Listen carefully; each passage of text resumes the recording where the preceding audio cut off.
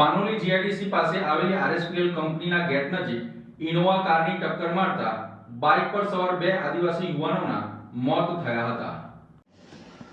અંકલેશ્વર તાલુકાના પાનોલી જીઆઈડીસી વિસ્તારમાં આરએસપીએલ કંપનીના ગેટ સામે શુક્રવારે રાત્રેના બનેલા માર્ગ અકસ્માતમાં બે યુવાનોના ઘટના સ્થળે મોત થતાં વિસ્તારમાં શોકનો માહોલ છવાઈ ગયો હતો।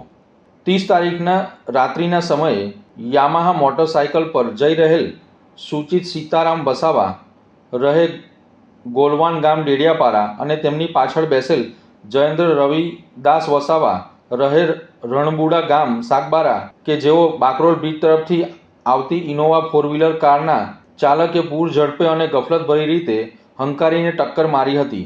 અકસ્માત બાદ બંને યુવાનો રોડ ઉપર પટકાતા તેમને માથાના તથા કપાળના ભાગે ગંભીર ઇજાઓ પહોંચી હતી।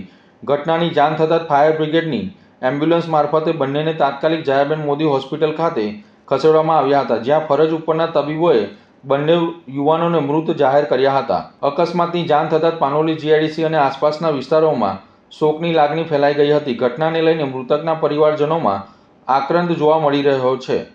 પોલીસે ઘટના સ્થળે પહોંચી તપાસ શરૂ કરી ઇનોવા કાર ચાલક સામે કાયદેસરની કાર્યવાહી હાથ ધરી હતી।